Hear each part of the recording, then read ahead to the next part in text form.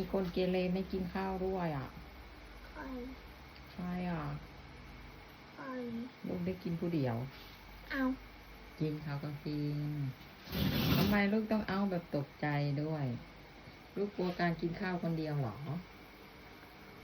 ลูกเอาไหมนี่เข้ากันนะแซ่บเลยนะ มันคืออะไร อะไร นี่ หมกหม้อไงหมกหน่อไม้ ไม่ได้หมกใบตอง หมกใส่หม้อ ลูกชอบไหมล่ะ ถ้าชอบพรุ่งนี้ไปเอามาซุปให้กินดี โนเผื่อจะได้กินชาติหนึ่ง ก็ไปเอาหน่อไม้ช้าเลยอ๋อสิดาดมือเจ้าของเลยดาดปากมันติโอ้ป๊อดคนตรวจมันก็ยัดใส่ปากเลยเดิน